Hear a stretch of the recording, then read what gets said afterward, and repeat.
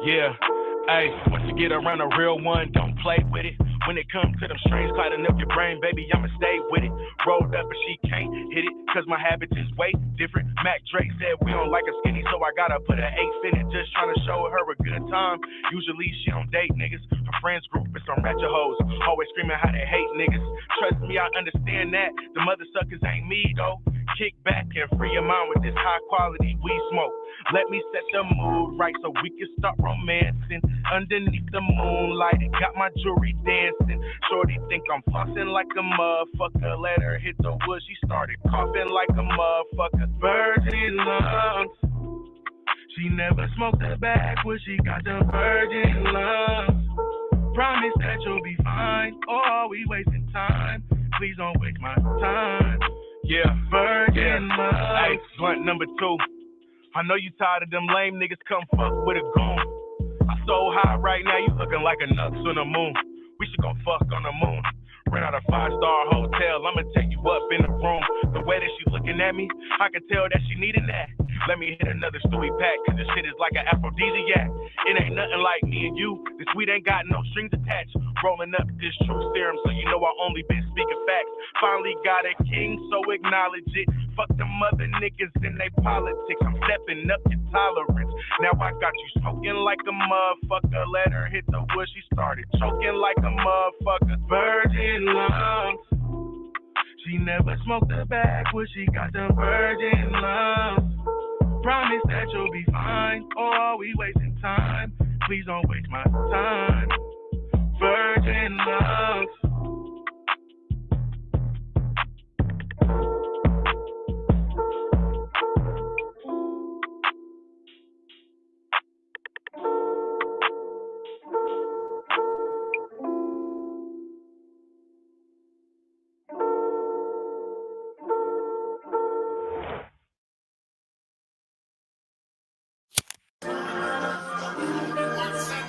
Yeah.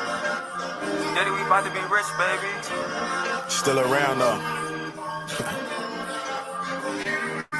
They thought I was gone, but they gotta deal with me. Baby, where you going? Is you still with me? Got some pounds of good weed and it's still with me. Rain, sleet, especially the snow. Shit get real tricky. Trying to turn a bunch of coupons to one meal ticket. Dreamed about this Hellcat when I was in that little Civic. Had to get away from all them snakes cause they had ill intentions. I knew I would eat cause I seen it in a premonition. My name's still in mint condition. I'm a breath of fresh air, yeah. Keep it playing, yeah. You was never dead, yeah. Baby, I done been down and been even lower. You ain't tryna build and I'ma act like I don't even know you. Boss Mac, known for the freezing shoulder. Grill make my mouthpiece even colder. Fuck a bitch and put her mind at ease like when you greet a soldier. Swear my cup full, brush leaking over. I'ma always meet my quota.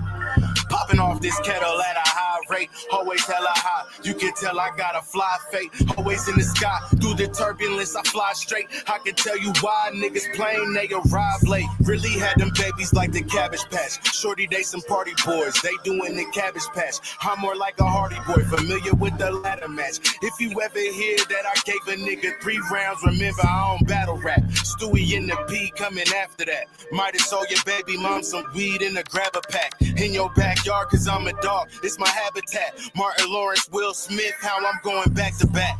You ain't hear me, it's return of the Mac. So turn up the slap while you swerve in the lack. Bad bitches in the front and some herb in the back. Are you counting up the profit, blowing perp in the trap? I'm the gangster's gangster, the everyday players. Everyday player, moving heavyweight major. Niggas ain't got no game, like they never played Sega. Yeah, I hear them light threats, they a featherweight danger. I was really outside, they ain't never sprayed banger. It's just me, no cosign, just one me. Save the wifey talk, you just tryna fuck me. I'm married to the game, I shoot the 40 while on one knee. Come see, went from street fighter to a young P. Gotta kick it with a bad bitch, call her Chun-Li. Steady getting further, same time I'm getting closer. Eggs and champagne breakfast, I'm waking up to mimosas. Living life like I'm Sosa, everything kosher. Made it this far, gotta keep my composure. Smoking Cuban for the culture. Look. Respond.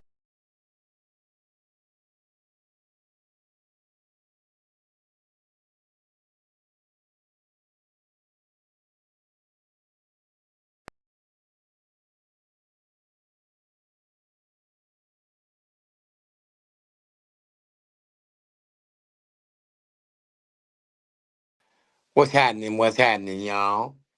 Yeah, we in the building. You know what it is.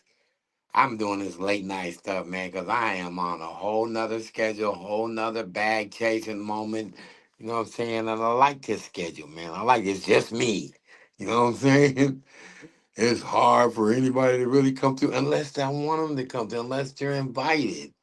You know what I'm saying? And so it's really obvious to hit you with the pew pew if you're up here trying to troll or whatever the case is, you know. But I got my eye on you. Yeah, I wanted to man give my guy Stewie a shout out, man. He got that new release. That was the one I just played, man, for him, man. I'm gonna be pushing that hard, you know what I'm saying? The whole fucking album is a cold piece, man, a quality piece of work. And he getting a lot of, positive reviews over here in the Northwest. And that's what, what can I say, man? These are my day ones, my real day ones. You know what I mean? No matter what, they ain't going nowhere, and neither am I, man. Um, we got some things coming down on the calendar, man. As you guys, some of you guys who know who may be somewhat connected, 7-4 Day is tomorrow also. July 4th. Man, y'all watch out, man. Man, keep your head on a swivel. Because people like to make moves on them type of days. I always was leery about them type of days. You know what I'm saying? I want to share something to you before we get into this content, man, about my heritage, man. These are one of like the biggest financial days for the tribes here in the coastal area, man, as far as like, generating a bunch of money, especially in one night or let's say in a 24-hour period, because we're like the only ones who could legally sell, high power fireworks. You know what I mean? I mean high powered shit. Shit that blows some shit up, you know what I mean? The kind of shit, grown folks like to listen to. They like to see, where it's just lighting up the sky. You basically putting on your own fireworks show like the city would do or something. But that's the kind of shit we got, right? And there's like, I say there's about 10 tribes right around this area. So, of course, everybody got action at them. And, you're not supposed to take them off res and go light them up. But what can I say? So this is a big financial day for us. We're gonna make some money. And I'm gonna tell you a secret, man. You know what we used to say? We hope you blow yourselves up. We want our land back. You got us selling this shit over here on the reservation, but all this shit is ours. I'm just telling you what a lot of people be saying, like, I hope they blow themselves up. It's just a joke, but it's like, come on, man. How else can you accept the fact that shit, none of this shit is ours?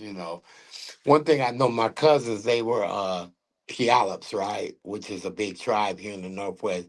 And they have the most, um, I'd have to say, most beneficial casino on the I-5 corridor. Now, the I-5 corridor goes up from Canada all the way down to fucking California, all the way down there, right? And that I-5 corridor brings all type of people, man. So they got these casinos called the Emerald Queens Casino.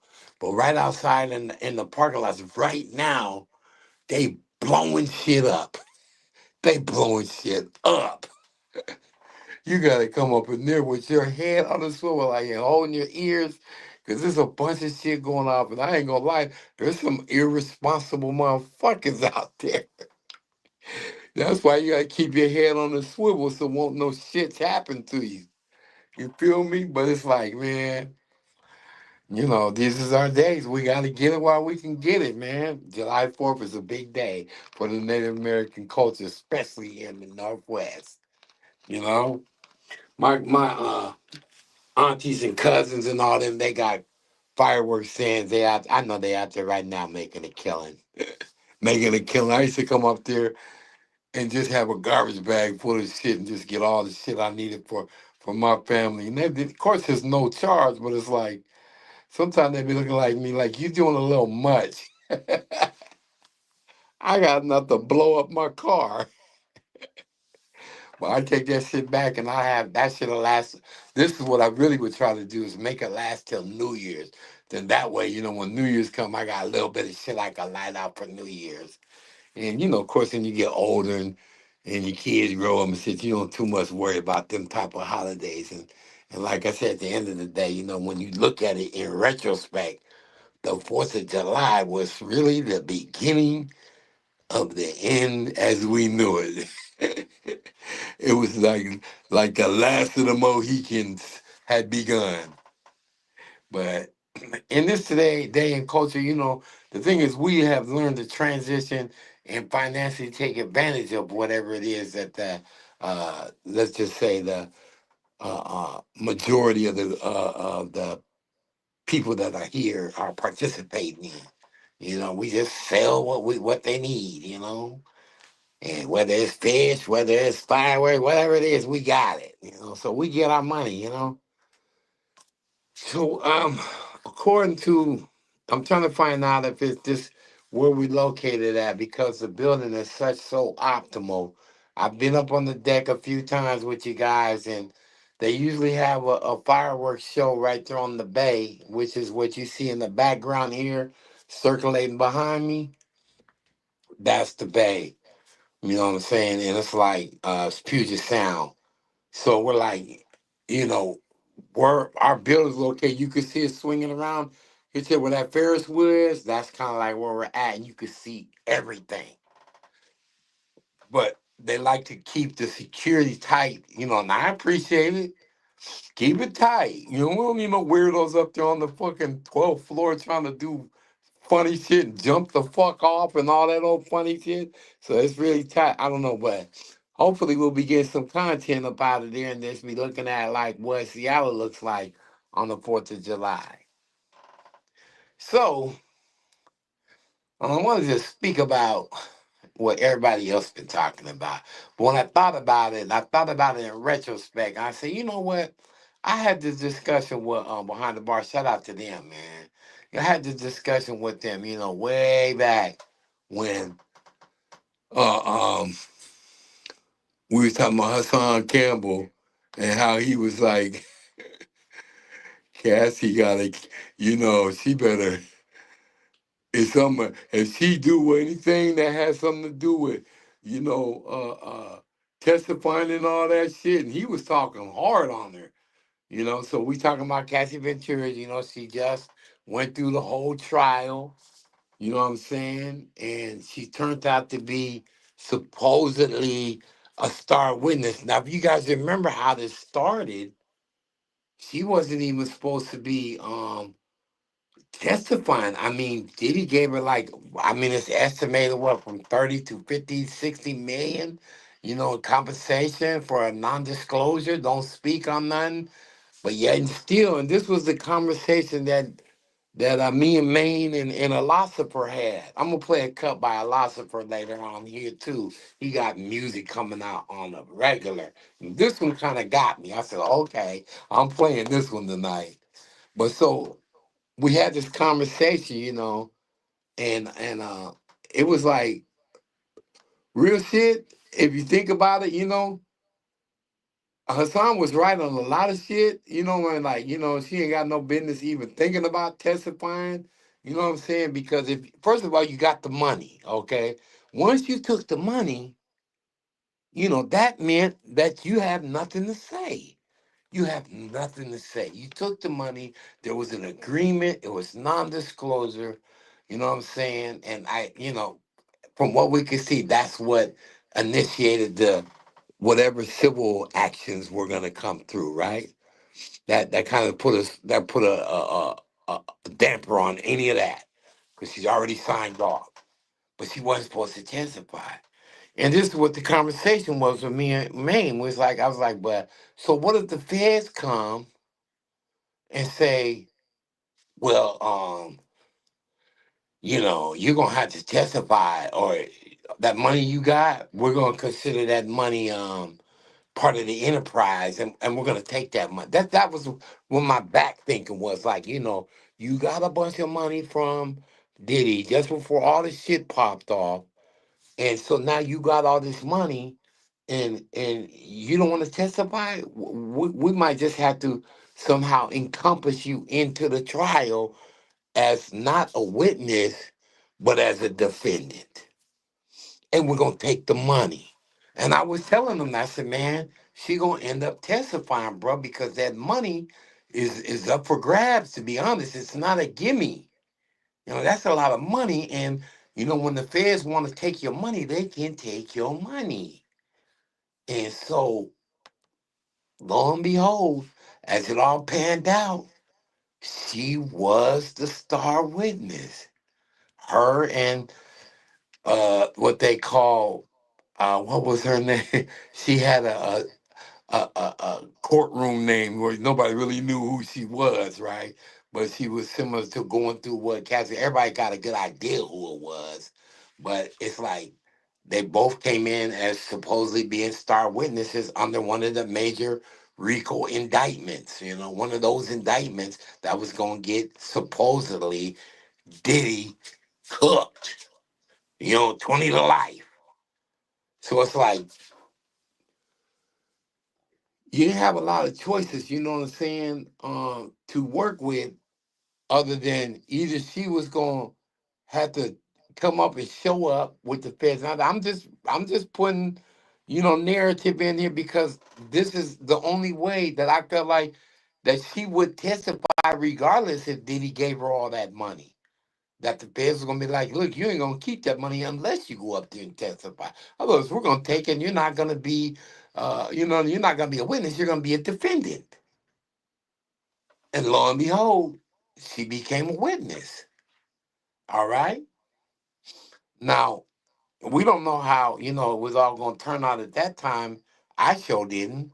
But I did feel like, you know, Diddy had a lot of top, lawyers, and there were a lot of incentives for people to stay loyal to him. And a lot of times when people ain't talking, that's kind of like a sign of, well, I ain't gonna say nothing that's gonna give you up, and I ain't gonna say nothing that's gonna help you. But by me not saying nothing that's gonna get you be given up, that's gonna help you. 'Cause right now, the only thing they really got is Cassie talking, and so they played her out so bad. They played all of the DMs. Ain't that somehow DMs is becoming so prevalent now? So prevalent. DMs are a factor. Man, I'm just like, from now on, I'm keeping receipts. I'm keeping fucking receipts, man. And they tell you, you have to let people know you're being recorded. You know what I'm saying? Can't just record people and not tell them, and then think you're gonna play that shit somewhere down the line. You could be sued for that shit, first of all. And in the legal proceedings, you could be looking at some kind of little jail time, or become something that's inadmissible, you know. But Cassie, I wanna put this on there right quick. It's a statement from the lawyer of Cassie Ventura, and he kind of gives up some feeling as to what you know she is feeling right now. So before I get into it, he's on. But I'm gonna have to probably drop the curtains on this side, I believe, just to keep everything in perspective. Let me tell you something, man. Ain't Cassie fine as fuck? God damn, that is a bad female. If I was Diddy, I'd be like, man, I don't want nobody touching you, just me. That would be something I have to put the ring on it. You feel? That's just how I feel. Especially if she was, kind of freaky or whatever. Whatever, there's no reason why you cannot be satisfied with this. So whatever else is going on with Diddy, man, is obviously some weirdo shit in his head, but it's his life, and evidently it wasn't that big of a deal, according to the jury. It's like, hey, man, he's a grown consensual adult, and what they proved is that there were other people in this whole situation that were consensual. Those DMs, when they read those DMs, it's like, nah. You were some of this you was asking for in regards to these two young ladies. You are asking for it. So it's like we gotta take this into consideration. You're not really somebody that's being so-called marketed, you know what I mean? Slave men or any of that, sex trafficking. You're a grown adult, and they proved it. She did not win that particular case for the feds. Them was the ones that got dropped. Them was the ones that they was found now guilty on. So my question is now, and I noticed nobody said anything about this. Man, if you catch up with this one, we had this conversation about this money. Do Cassie need to run back Diddy's money now? Because she didn't stick to the agreement. She didn't stick to the non-disclosure. You got paid, we don't know, somewhere 30 to 50 million for whatever happened, just to say, okay, I sympathize for you. I mean, they was together for 10 years, and how they was together really is like their business. But some of the stuff is off the chain. Of course, obviously the hotel scene and the fighting and all the domestic shit, it's off the chain. So yeah, you guys answering for that, but did he get found guilty of all the shit they said? No.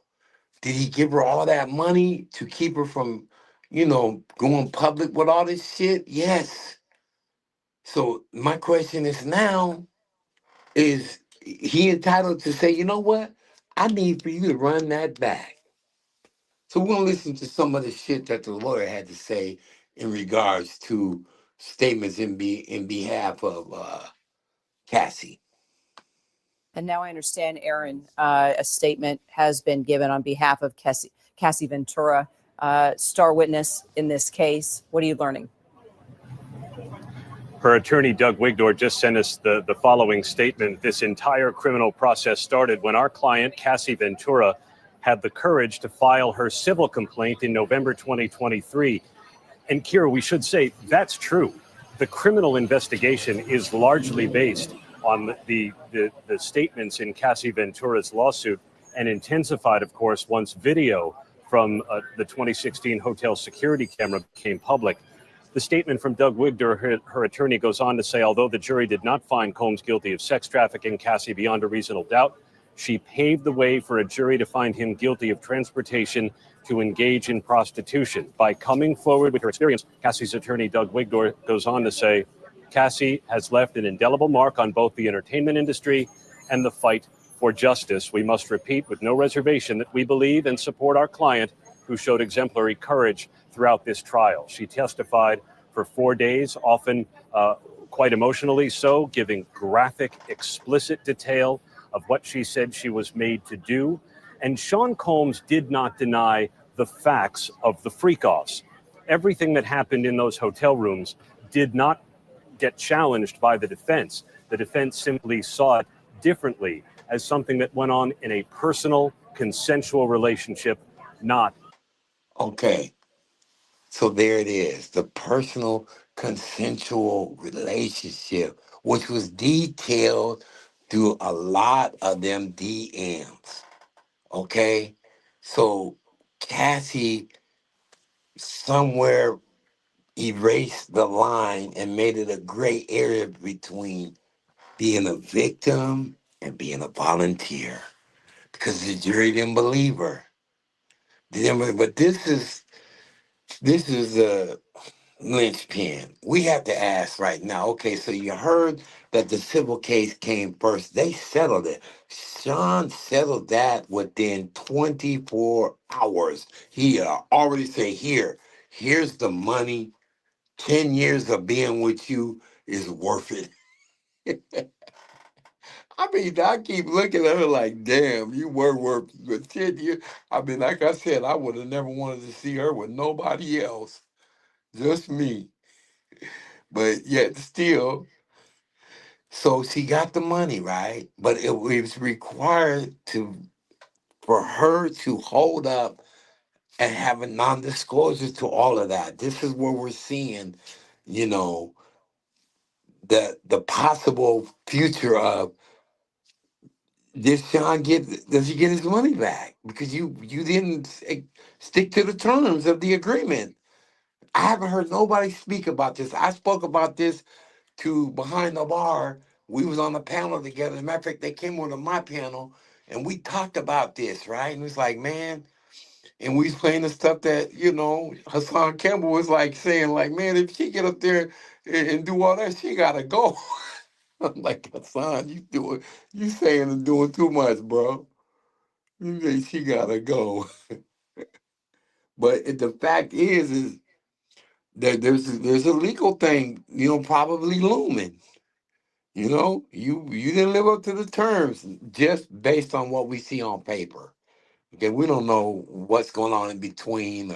Some might be like, man, I'm just glad I got up out of this shit, and I really am sorry for whatever it is that you might have went through, because at a lot of points it seemed like that she was a volunteer and not a victim, and they proved it. Sex trafficking. And that's how the outcome is reflected now, Kira. Bernard, I want to go on to read another part of that statement on y'all. behalf of Cassie. Differently, as something that went on in a personal, consensual relationship, not sex trafficking. And that's how the outcome is reflected now, Kira. Bernard, I want to go on to read another part of that statement on behalf of Cassie Ventura's attorney, saying she displayed unquestionable strength and brought attention to the realities of powerful men in our orbit and the misconduct that has persisted for decades without repercussion. This case proved that change is long overdue, and we will continue to fight on behalf of survivors. Two things that stood out to me. powerful men in our orbit, and the misconduct that persists, and change that is long overdue. Your thoughts? Power and money. You can buy yourself out of a conviction. Let's be honest that if Sean Ooh, Combs wasn't able to, boy, here we go. So he bought himself out of conviction. I don't know how. That's kind of contradictory to what happened. You know what I mean? Because if you want to say that somehow he paid for those text messages and all those DMs that were revealed that weren't insightful of what these so-called alleged victims were intentions were, then where do we say that that money had something to do with that? I mean, if you take the money, then that makes you somewhat of a willing, compatible person to a particular situation. They were taking the money. They were getting on planes. They were living their best life. They were partying, talking about how much they enjoyed stuff, how much they enjoy. They were being, picking and choosing who they wanted to be with. All this stuff came out. This is what I seen, while as far as the actual process and the breakdown of some of the juries. They're like, yeah, this was just a hard case for them to prove that shit, and it did. It prevailed in the end that you guys were more like participants. You could have been even considered. And I said this before when I was talking with the bar and them guys out. I mean, you have to look at it. These guys were setting up appointments, booking rooms, flying people in. They were handling all of the groundwork for the freak offs. When you came to the mansion and they knocked on the door, that these ladies were opening the door, sending you back into room number 3 or whatever once the party got going. Grab your baby oil right over there. They got all the little condiments for you, you know what I'm saying? They were hosting. They were a part of this, and so that's what I believe that they were looking at. Like, are you gonna be a witness, or are you gonna be somebody that we're gonna be trying you for, and that's what they had to make a choice. The feds know how to squeeze you. This woman here, of course, she's an advocate, and I don't mean I'm not mad at her. I mean, she's speaking, but does it apply to this? Is this her truth? Is this part of what's going on here? Well, I think the jury spoke, and I think those DMs and the messages spoke.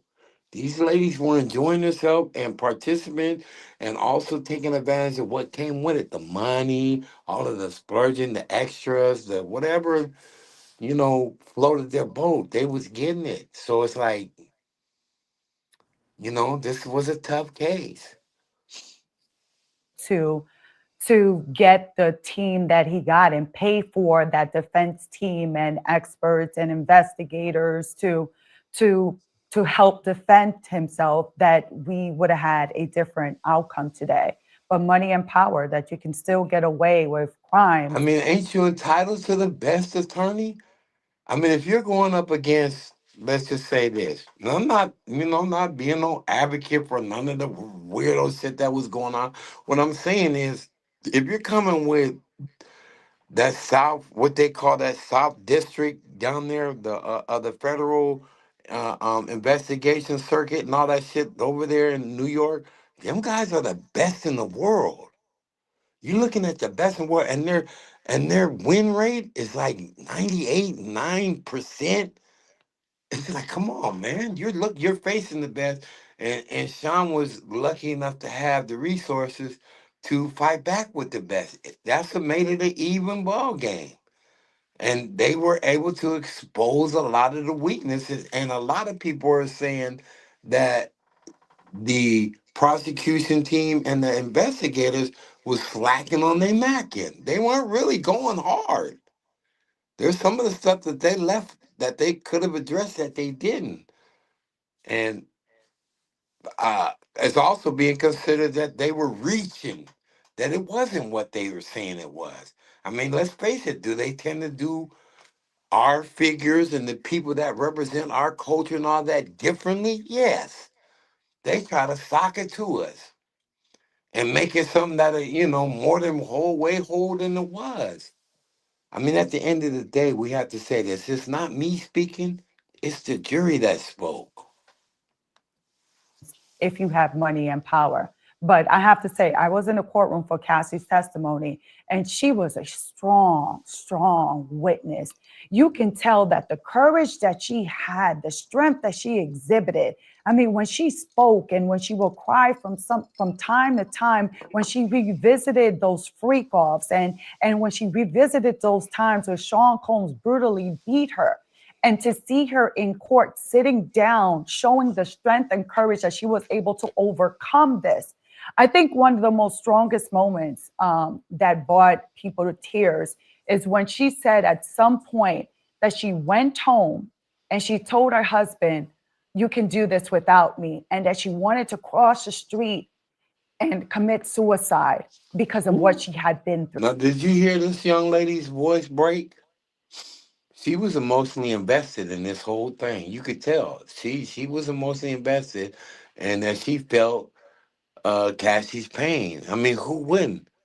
If you looking at her and you understand her devotion and attraction to PJ, does she deserve to be treated like a queen? Hell yeah, she deserved to be treated like a queen. And all that other stuff is just like not shouldn't even be part of the relationship, the entertainment ship, ain't none of that. I know I wouldn't. It let me have an opportunity to be up in there, in something like that. I mean, you just treat your woman like that. You treat her the best you can, especially if she's like what she was about. She was talented. I remember when she first came and she had that song. I was like, oh, she's gonna be a star. You know what I'm saying? And then all of a sudden, Puppy came. I was like, okay, she's really gonna be a star. And then next thing I know, we never heard of her again. You didn't know what was going on. What happened? And unless you're somebody that goes to the parties, that's the only way you was gonna find out. Through. But I'm glad that Cassie has been able to pick herself up and has been able to move on, taking it day by day, because it does show the strength that she got as a result of coming forward. That coming forward helped to bring closure to her. Woo. I know it did. But also at the end of the day, we have to say, them DMs, and the texting and all that, that showed another story. It showed enough for the jury to say that Sean Diddy Combs was not guilty of those charges. And that's what we have to go off of, what the jury perceived as to be the truth. So here we are with this quandary. I wanted to put up a poll, and just be like, who thinks that, according to the agreement that they had in the civil court, that she was supposed to be, a non-disclosure type of agreement arrangement. Do she is she obligated to give him his money back? She was the star witness. And she went up in there and just did a tell all be all. You heard the way the lady spoke, and I'm sure if you did listen to it, yeah, you will feel her pain. But I mean, it's something else that was also revealed, that it wasn't all pain. It was a whole lot of pleasure, and that's the sad part.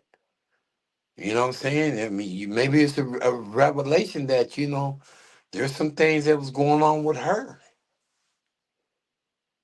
She participated. Both of them ladies participated, and very easily could have been turned into people that are being prosecuted instead of being witnesses. It could have went down either way. So that being said, I don't know. I would just like to touch on the basis, like, do anybody feel like, she should have to pay that money back now that Combs was found not guilty of those specific charges that were designed around her and the other females' participation. Okay, is he obligated because she did not obviously hold up her end? She became the star witness, and that's all I'm like. Is that a part of the conversation? I'm just saying. Nestor said it first. Look, ain't nobody else saying it. I said this shit to Maine last year when this shit first popped off, and she got that money. I'm like, man, so what happens if the feds say you gotta testify? We taking the money, and you're no longer gonna be a witness. You're gonna be, part of the prosecution. Mm-mm-mm. It's a toughie. It's a toughie. So I don't know. I mean, to be honest with Sean Diddy, he might just say, "Oh, go on with that shit. Take that shit and go on." You know. But it's a lot of money, man. That's 56 million. That I don't know how much he paid those attorneys, but he's like, man, I might need that back. And he still got some other shit to go through. This ain't over with. This ain't over with. He's got a sentencing coming up. They could be funny with it. I mean, to me, he should have got, he should have got a bail. He should let him out on bail. I mean, he's already been in there for a year. The big charges are all out the way. But to say that he's still at risk is like weird, but it would have been an outcry. You got to remember how these judges are. They're elected judges, and they have to more or less fulfill and cater to the people. And the people would have been, especially the women's group. You heard that woman speaking, for the media. There's a lot of them like that, and righteously so. We got to have advocates like that, to make sure that justice do be served. But at the end of the day, it's like, was this the case for that? I don't know. According to the jury, they said no, this wasn't the case for that. That these were participants. Mm, mm, mm. So with that being said, I appreciate everybody stepping in here. Happy 4th of July. Don't blow yourselves up. You know what I'm saying? Do practice. What they say, practice safe fireworking, Make sure, if anything, just go to a display. Just go to a city display. I'm hoping there's going to be one here this year. There usually is. And hopefully they'll allow us to be up here on our deck so we can go out there and get a good visual. And I will be bringing that content. And with that being said, thank you all for pulling up. Most definitely. And I'm out.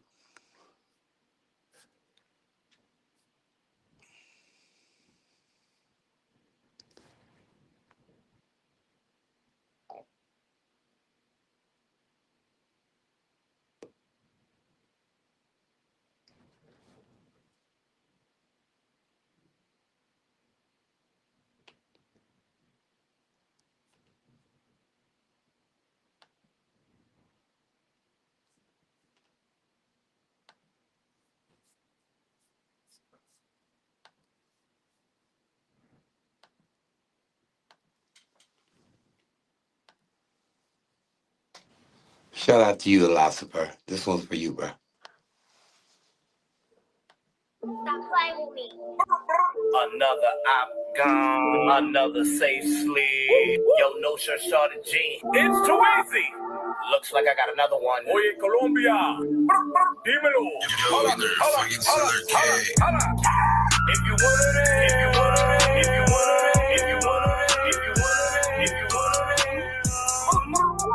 get the fuck from me. Get the fuck from me. Get the fuck from me. Get the fuck from me. Get the fuck from me. Get the fuck from me. You're out to me.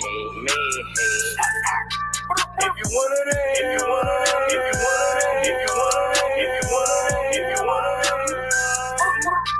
get the fuck from me. Get the fuck from me. Get the fuck from me. Get the fuck from me. Get the fuck from me. Why you wanna play? Why you wanna play? No, you can't win. No, you can't win. Finger fuck a Ruger. Finger fuck a Ruger. Grenade without the pin. Grenade without the pin. I make love to sin. I make love to sin. AR-15. AR-15. Head with my niggas in a vision. Holla. Once an eye, forever I. Really dancing on the grave. Wild piss, I'm blowing on my head. Money, this blood up on my fang. My fang. Y'all. If you wanna, get the fuck from me. Get the fuck from me. Get the fuck from me. Get the fuck from me. Get the fuck from me. Get the fuck from me. You're out to me. If you wanna,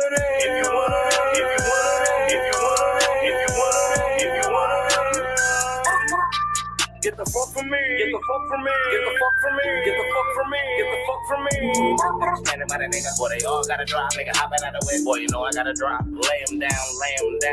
Cock it back, spray around. No waving flag. Fuck shaking hand. I want a face down in a bucket of van while I'm doing my dance. Or I'm Dexter, baby, with as many in my hands. Holla. Made it home safe. Think I'm on waist. Another I've gone. 3-piece, 3 late. LFY. Gotta move my face. LFY.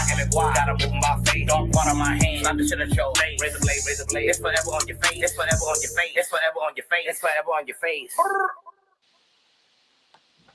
Y'all make sure you go out there and subscribe to Lasper. That's the right hand homie for Behind the Bar. I've been meaning to play some of his music. He definitely is on point, man. He stays with some new releases. And as you can hear, he got talent, bro. So I appreciate y'all pulling up, man. Happy 4th of July, man. Good night.